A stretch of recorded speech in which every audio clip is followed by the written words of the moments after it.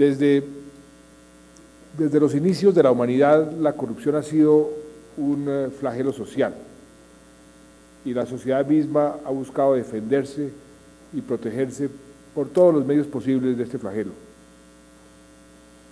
El Código de Hammurabi, hace más de 37 siglos, contemplaba severas penas para los corruptos. También los romanos tenían drásticas normas para castigar a los ladrones de lo público. Y en algunas culturas incluso les sacaban los ojos a los jueces corruptos. Pero no tenemos que remontarnos tan lejos en la historia. Siempre me ha llamado la atención, y lo he citado varias veces, porque no muchos lo conocen, un decreto de nuestro libertador, de Simón Bolívar, dictado en Lima en 1824, que establecía la pena de muerte para todo funcionario a quien se le probare que malversó o tomó para sí fondos públicos. No sé si nuestro querido invitado Bertrand d'Espeville sabía de la existencia de esa exótica disposición. Lo cierto es que ella demuestra, en forma bastante radical, por cierto, la severidad con que se consideraba el desfalco del tesoro público en los primeros días de nuestra República. El decreto del Libertador iba incluso más allá y disponía que los jueces que no cumplieran con su función de juzgar y condenar a los corruptos también quedarían sujetos a la pena capital. La norma, infortunadamente, no duró mucho y no sé si se cumplió al pie de la letra, pero en todo caso, y por lo que ha ocurrido en los últimos 2 siglos, podemos inferir que no resultó muy efectiva para eliminar la corrupción de nuestro suelo.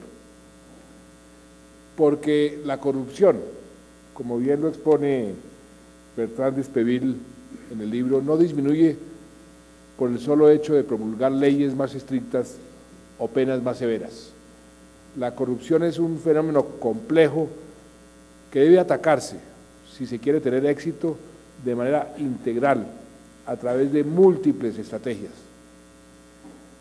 Celebro muchísimo que hoy tengamos con nosotros al autor de este libro, Superando la Corrupción, y que tuve el honor de prologar en su versión en español.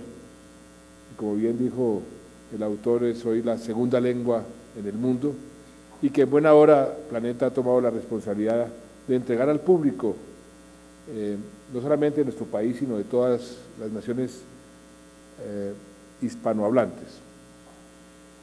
Bertrand d'Espeville, como lo destaco en el prólogo, es uno de los expertos que más conoce y que más ha manejado este tema de la corrupción. Pocos como él, créanme que yo algo he estudiado el tema, pocos como él pueden contar experiencias tan diversas y tan exitosas como haber dirigido la Comisión Independiente contra la Corrupción en Hong Kong o haber sido asesor del grupo multidisciplinario sobre la corrupción del Consejo de Europa. Y muchas gracias, estimado Bertrand, por su visita a Colombia y muy especialmente por traernos este libro que nos deja tantas lecciones y tantas reflexiones. Como lo he dicho, una obsesión de mi vida y en particular de mi tiempo de servicio público ha sido trabajar por la implementación del concepto del buen gobierno, algo que hoy puedo hacer felizmente desde la presidencia. Este concepto, que es sencillo, se basa en la aplicación de unos principios fundamentales, como son la transparencia, la eficacia, la eficiencia y la rendición de cuentas. Sin duda, la búsqueda de la transparencia tiene todo que ver con la lucha contra la corrupción, pero también la eficacia y la eficiencia, porque la corrupción impide el éxito y el cumplimiento de los planes de gobierno, y por supuesto la rendición de cuentas, que es la fase final de la transparencia. Para lograr aplicar estos principios, el gobierno requiere de instituciones fuertes, de instituciones eficaces, que funcionen como si estuvieran dentro de una urna de cristal, es decir, a la vista de todos, donde no tengan cabida las actuaciones clandestinas ni los tratos sospechosos. El ciudadano debe poder observar el desempeño de las agencias gubernamentales, de la marcha de los programas, de la correcta utilización de los recursos y la manera como se van alcanzando los resultados, que en su conjunto se van a traducir en prosperidad para todos. La corrupción en todas sus manifestaciones, desde la más pequeña hasta la que se constituye en crimen organizado, es un formidable obstáculo a cualquier intento de buen gobierno. La corrupción hace que los dineros que los ciudadanos y las empresas le entregan al Tesoro Público para realizar obras de bien común se conviertan en la ganancia deshonesta de unos cuantos.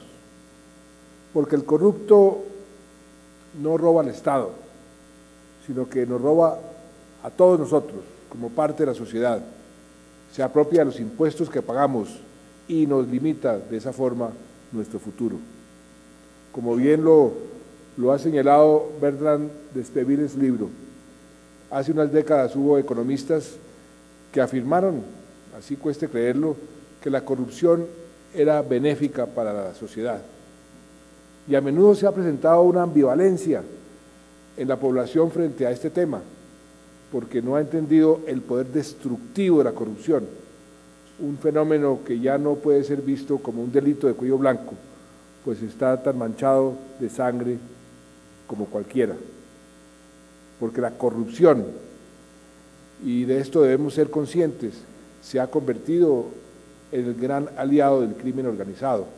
Porque es que nosotros mismos también, los colombianos, en un momento dado, creímos, como estos economistas, que el narcotráfico no era tan malo, que eso nos traía plata, que eso dinamizaba la economía, y cometimos un gravísimo error que hemos pagado con mucha sangre. Colombia entró en lo que están entrando muchos países hoy en día, países en Centroamérica, países en el Caribe, una especie de estado de negación. No reconoce que es adicto y por consiguiente no quiere afrontar el problema. Y después, cuando se da cuenta, resulta demasiado tarde. Eso nos sucedió a nosotros y pagamos un costo muy alto. Y usted decía, profesor Bertrand, que hay un dolor en la lucha contra la corrupción. Yo le quiero confesar que yo no siento ningún dolor, es un gran placer cuando el procurador destituye a alguien por corrupto o la fiscal mande a alguien a la cárcel por corrupto. Y creo que eso es lo que la comunidad y la sociedad debe hacer, sentir un gran placer cuando se lucha contra la corrupción. Y por fortuna hoy en nuestro gobierno, yo diría que en el país, en su inmensa mayoría, no hay ambivalencia y tenemos una sola posición, una firme posición ante ese flagelo de la corrupción, no tolerarla, ni tolerar al corrupto. Y usted lo ha dicho, doctor d'Espeville, para vencer la corrupción se requiere, primero que todo, de voluntad política, y esa es la que tenemos en este gobierno para combatir la corrupción. Estamos comprometidos con la implementación de una estrategia que a partir de las mejores prácticas le devuelva a Colombia sus valores tradicionales. Queremos recuperar esos valores que a tanto nos inculcaron en nuestras casas, valores como la probidad, la decencia y, por qué no decirlo, la sobriedad, que hasta hace unas cuantas décadas caracterizaban realmente nuestra sociedad. Esta estrategia contempla varios aspectos, algunos de los cuales coinciden plenamente con las sugerencias de Bertrand d'Espeville. La aplicación efectiva de las normas, la acción preventiva, la activa colaboración ciudadana, algo muy importante, la cultura de la legalidad como un complemento indispensable de la cultura ciudadana y la coordinación entre todos estos elementos.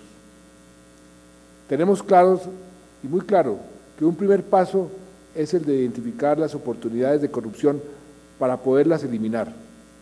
porque tristemente, como dice la cultura popular, muchas veces la ocasión hace al ladrón. Por eso una tarea principal es la de identificar esas tentaciones, esas oportunidades de corrupción, esos riesgos para erradicarlos. Ya hemos construido mapas de riesgo y estamos en proceso de refinarlos para trabajar sistemáticamente con esa información. Debemos entender que los riesgos se convierten en incentivos para la corrupción, así como la impunidad es otro incentivo. Precisamente para disminuir esos riesgos, estamos trabajando arduamente desde el gobierno en la eliminación o la simplificación de muchos de los trámites actualmente existentes, porque está comprobado que la complejidad en los procesos, la multiplicidad de normas, la maraña de la burocracia, constituyen ventanas de oportunidades, casi que invitaciones que promueven o facilitan el accionar de los corruptos. Hace una semana desarrollamos con nuestra querida alta consejera María Lorena Gutiérrez una consulta sin precedentes en nuestra historia para determinar por iniciativa y votación de los mismos ciudadanos cuáles son los trámites más inútiles, más dispendiosos o fuentes de corrupción. Hoy estamos en el proceso de analizarlos para decir cuáles trámites que estaban creados por ley podemos desmontar o simplificar haciendo uso de las facultades expresas que nos dio el Congreso de la República cuando estaba el doctor Benedetti presidiendo ese Congreso. Y esperamos tener muy buenas noticias al país sobre este propósito antes de terminar el año. También avanzamos en el aspecto normativo. El pasado 12 de julio, con la sanción del Estatuto Anticorrupción, pusimos en marcha una poderosa herramienta de lucha contra la corrupción, con más de 130 instrumentos o normas para combatirla, en la que incorporamos todas las facultades que la Contraloría, que la Procuraduría y que la Fiscalía nos pidieron para ser más eficaces en su trabajo contra la corrupción. Somos conscientes de que la lucha contra la corrupción es un compromiso de todos los poderes públicos y la nueva ley anticorrupción parte de estos principios de trabajo en equipo y de coordinación para combatir un delito que a todos nos afecta. Otro compromiso claro de nuestro gobierno es facilitar el control social y uno de los medios principales es el acceso a la información en todos los niveles. La ley de contratación, por ejemplo, exige que todo contrato público tenga una veeduría y estamos dando los pasos para cumplir con este mandato. También es un compromiso esencial de nuestro gobierno, un compromiso que como periodista me sale del alma, garantizar y proteger la libertad de expresión y a los medios de comunicación todo el espacio y a los periodistas todo el espacio para que cumplan su labor esencial de fiscalizar y de pedir cuentas a las instituciones estatales. Yo he dicho muchas veces, y lo repito siempre, que el periodismo independiente y crítico es como el perro guardián de la sociedad, es como la ducha de agua fría para los gobernantes que nos mantienen alertas y despiertos y nos impide dormirnos sobre los laureles. Y como tal hay que defenderlo. Un gran reto para consolidar una cultura democrática y de transparencia es contar con un gobierno abierto a los ciudadanos, que garantice un flujo de información constante, de información veraz, oportuna, completa y comprensible, no solo respecto de los resultados, sino también respecto de los procesos y actividades de la gestión pública. Y en este sentido, nos sentimos muy orgullosos de tener ya en funcionamiento, desde agosto de este año, el único portal que existe en el mundo que permite a cualquier ciudadano, a cualquier entidad, en Colombia o en el extranjero, conocer en tiempo real cómo está gastando sus recursos el gobierno nacional y sus entidades, con quién contrata, por qué se contrató, cómo va la ejecución y cómo va el pago de esos contratos. Ningún país del mundo, y hemos hecho la investigación, tiene ese portal. El portal se llama Transparencia Económica, y hoy los que tengan aquí un iPad pueden comunicarse, www.pte, portal de transparenciaeconómica.gov.co. Y ya varios países que se han enterado quieren imitarnos, y les vamos a dar el software. Y es la realización más patente y más práctica de este propósito que expresamos desde el primer día que me posesioné, y es el propósito de gobernar en una urna de cristal. ¿Y por qué?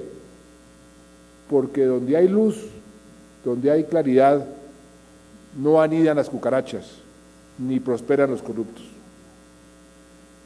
Otra manera pragmática de hacer eficiente la estrategia anticorrupción es la de construir, con la participación de los organismos de control, de los gremios económicos, de los gremios sociales relevantes, de algunas universidades que tengan el conocimiento pertinente, un repertorio de iniciativas concretas contra la corrupción. Porque hoy tenemos vigente un nuevo estatuto anticorrupción, lo que constituye un paso muy positivo, pero tenemos que admitir que nuestra tarea en este campo apenas comienza. El Estado colombiano no ha puesto en marcha todavía una política integral de lucha contra la corrupción, que articule las acciones de las tres ramas del poder público y de los órganos de control, que abarque todas las entidades territoriales, que contemple medidas de prevención, de control, de investigación y de sanción, que involucre al sector público, al sector privado, a la ciudadanía en su diseño, en su implementación, en su seguimiento, y que acoja plenamente lo establecido en las convenciones internacionales contra la corrupción. En el campo internacional, debo resaltar que hemos ingresado oficialmente nuestra solicitud para adherirnos a la Convención de la OECD contra el soborno. Esto significa que aún sin ser miembros oficiales de ese organismo, podemos tener y debemos tener un permanente escrutinio internacional sobre nuestro país y sobre todo sobre nuestras prácticas, que nos ayude todos los días a ser mejores. De alguna forma, de eso se trata nuestra intención de ingresar a la OECD, de obligarnos a cumplir los más exigentes estándares éticos de transparencia y de eficiencia, para estar a la altura de los países mejor calificados en la lucha contra la corrupción.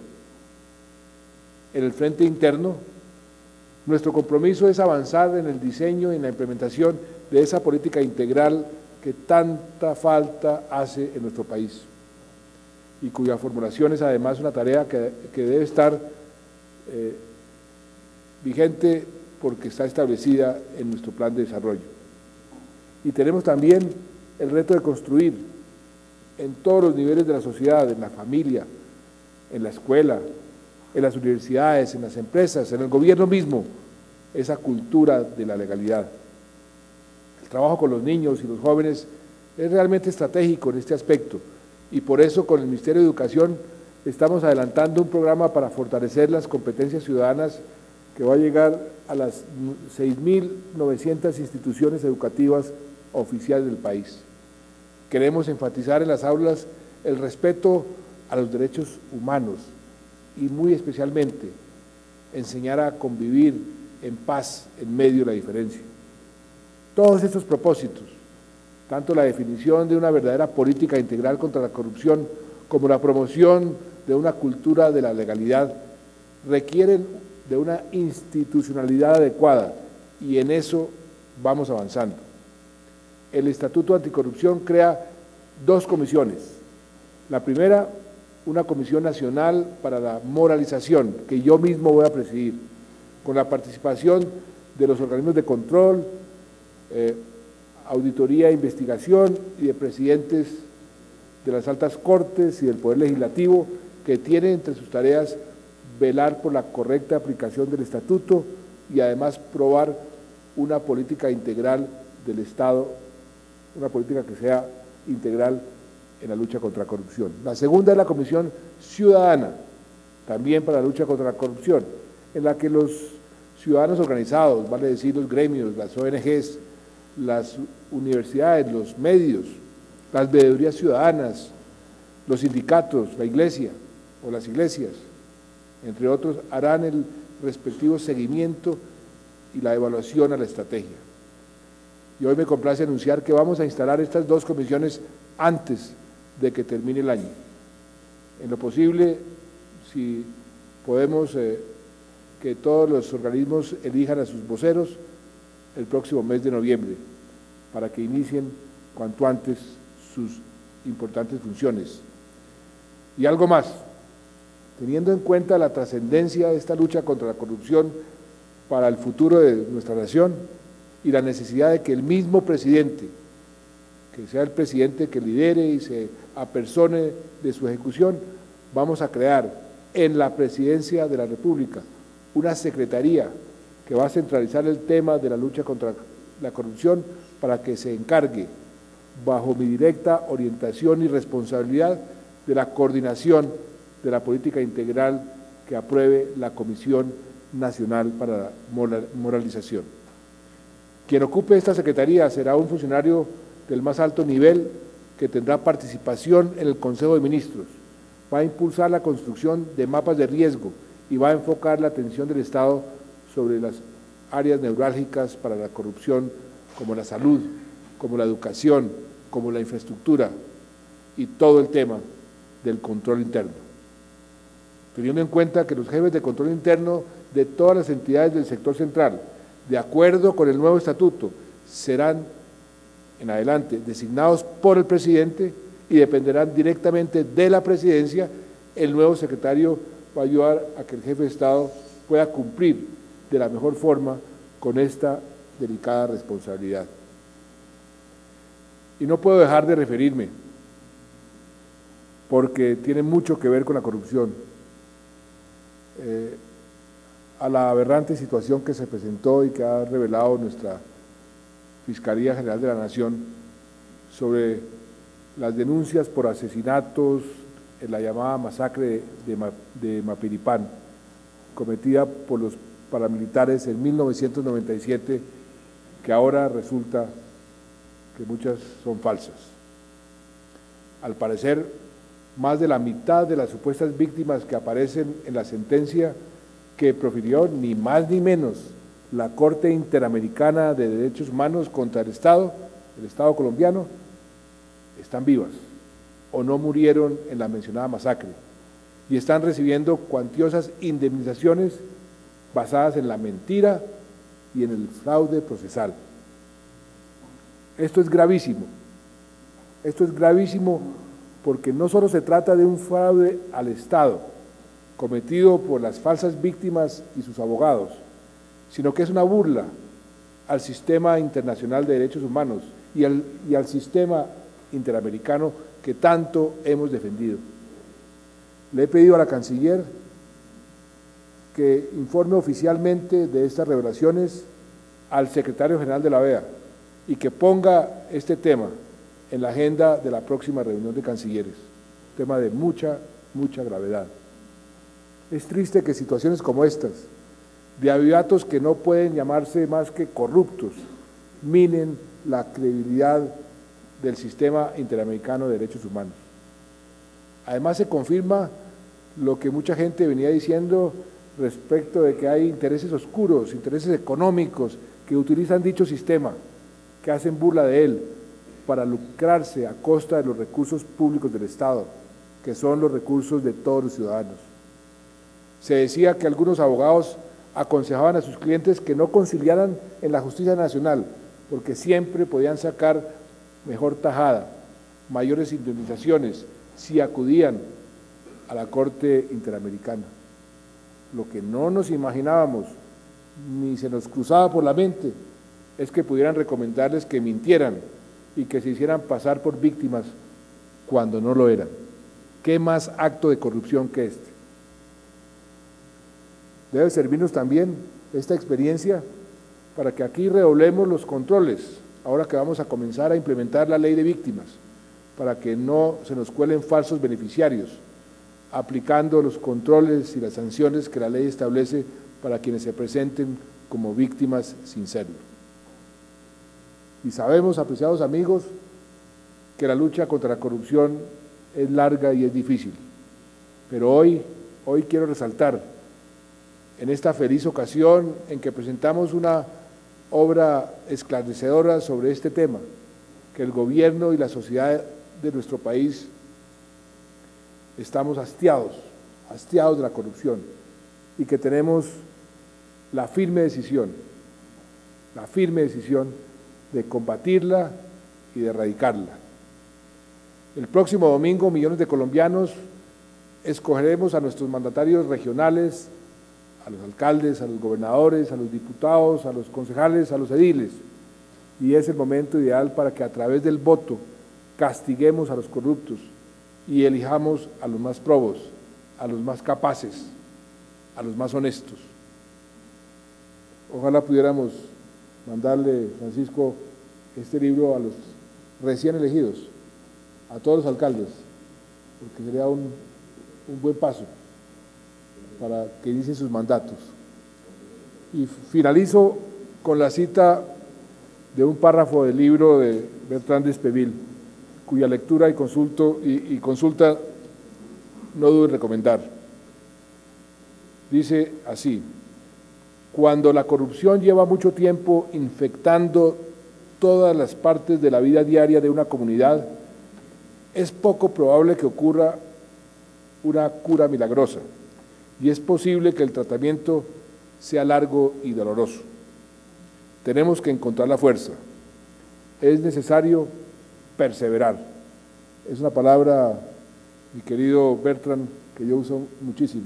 Perseverar, perseverar y perseverar. Muchas gracias.